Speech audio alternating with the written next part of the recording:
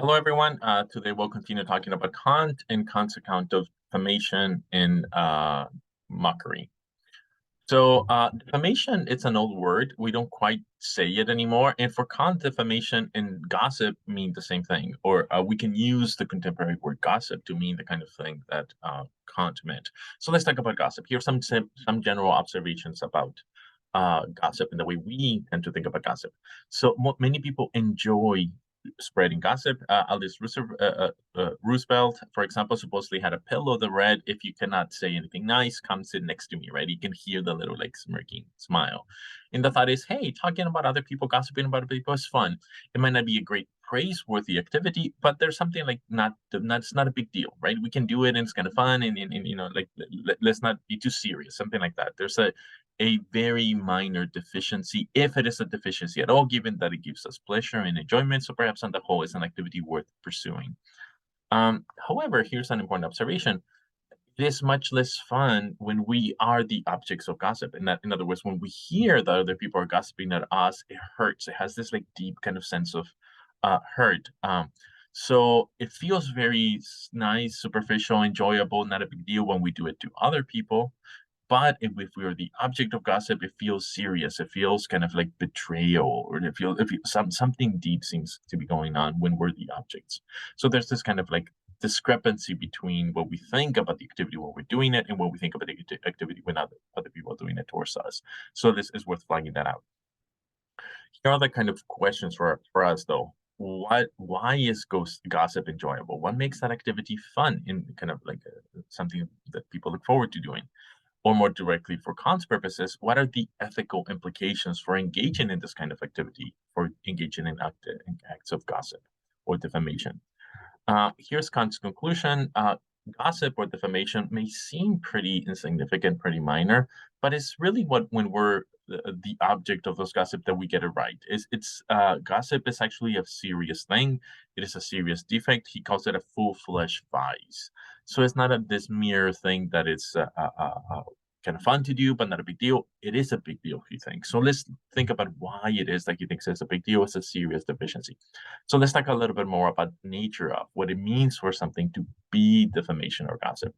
And the first thing to point out is that defamation or gossip is the telling of stories that cast someone in a negative light, right? The point of the stories that are gossipy is to highlight or illustrate a deficiency, defect, or failure of someone else. And that's for it to be gossip, it doesn't really matter whether the story is correct or incorrect, right? It can be completely made up, it can be false, it can be accurate. What matters is that the point of the story is to highlight a particular deficiency or failure, perceived or real, of someone, right? That's an essential element of being gossipy. However, that's not sufficient. If, say, there's a coworker who's very careless with their deadlines, and then you want to recruit the coworker to help you with this important project, I may feel obliged to tell you, hey, by the way, just beware that this person is actually very bad at fulfilling the deadlines, and so I might tell you a story that highlights the deficiency of a coworker. But it doesn't actually have to be gossip, right? If I just tell you for the sake of you're considering whether or not the person should be included in the project or should be given a position of less urgency or something like that, right? If it helps in the attainment of your goals in a kind of relevant way, then it may seem that I may share this information, which is true, about someone else without it being gossip at all, even though it fulfills this basic correct characteristics. So for it to be gossip, it has to have this second characteristic, and that is that gossip is a bonding experience between people. The joy of sharing the deficiency of someone else. It binds together. It brings people together. It reinforces their unity, their friendship, through a mutual dislike of someone else. So if I tell you about this other person just for the sake of fulfilling your goal, this is not gossip at all. If I'm enjoying the activity of telling you, if I tell you so that you enjoy this telling of the stories, independently of whether or not that has some impact on your goals and your lives and your plans, that's what makes it gossip. If we share this story so that we rejoice together in the highlighting of the deficiency of someone else, we kind of bond in a particular way in our distance or mutual dislike of this other person, perhaps. But anyway, we enjoy something together, highlighting of the deficiencies of someone else, and we bond as a consequence. That's what makes it gossip. It's not just telling the story, but that we enjoy it and we bond together in the activity. So this makes it seem kind of nice, right? Hey, we are bonding over something enjoyable. Fun things that even though it sounds nice, we're enjoying something very wrong has happened. Kant thinks that we enjoy gossip because what we're enjoying is what we're doing is we're deriving joy out of observing and highlighting the bad qualities or misfortunes or wrongs of someone else. And he calls them malice. Malice is a particular kind of enjoyment, a particular kind of pleasure, but it's a pleasure that is essentially predicated on something bad of someone else. To be malice or to experience malice is to rejoice in something bad happening to someone else. And Kant thinks that is the kind of joy that it happens in gossip. We enjoy sharing the stories of someone else who is poorly because we are kind of we are rejoicing in the badness or wrongness or mistake of the other person. That it's malice that is governing our relationship, and malice is bad. So, why is malice bad? Well, for many reasons. The main one, thinks Kant, is because it is a manifestation of self-conceit. And remember, self-conceit is one of the main enemies of morality, and thereby rationality, and thereby our freedom and our ability to be masters of ourselves.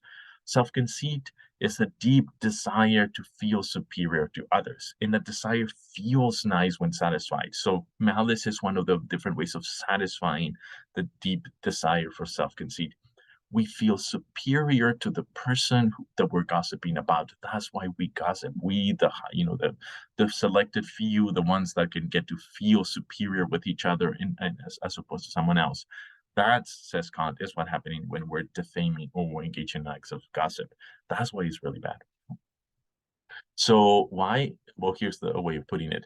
The vice of defamation or gossip is essentially the rejoicing in the inferiority of someone else. That's what's going on. And once you put it that way, Kant will say, one, you realize that that's what you're doing, and two, you're going to disapprove of it. You will realize that it is something bad. You, by your own principles, will disapprove of defamation. And Kant thinks it's not just that. There are a lot of serious consequences that happen when we engage in acts of defamation of gossip. Here's some of it. Our character, he points out, much like Aristotle, is partly formed by adjusting to the environment. If we're exposed to this constant stream of snarky comments, we become more snarky. It's just more natural for us to respond in this snarky fashion.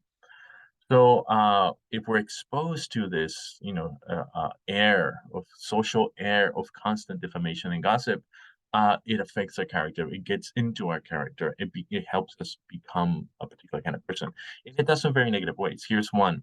Once love and respect for others diminishes, if you're used to rejoicing in the badness of other people, the deficiencies, their mistakes, it's much harder to love and respect them, right? So your ability to love and respect other people diminish because you enjoy, what's bad for them.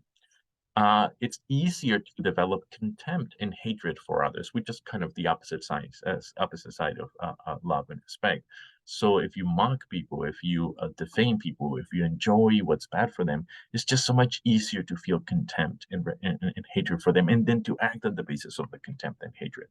Um, more generally, one's sensitivities to the troubles and pains of others dulls or diminishes. If you find it like a worthy object of fun, something bad that happens to someone else, it's a lot harder to be sympathetic with them. It's a lot harder to feel their pain and then even try to help them. You become more dull and callous towards people. So what follows from that is that one's moral sentiments, especially compassion, kindness, and love, dull. It's harder to feel those nice moral sentiments. It's harder to realize we are failing to feel those good moral sentiments, and thereby it is harder to act on the basis of these good sentiments. So what shall we do, right? What's a way of responding to how can we push back at the contamination of the social environment that happens with mockery and with defamation, and then all of those nasty consequences about a moral life? Kant recommends that we endorse what he calls the veil of charity. The veil of charity is the response towards this contamination of the social air. So what is that? Well, here's one way of putting it, is giving people the benefit of the doubt. What does that mean? Well, it means not jumping to negative conclusions on other actions. You see someone's driving by you, say, and they drive very fast.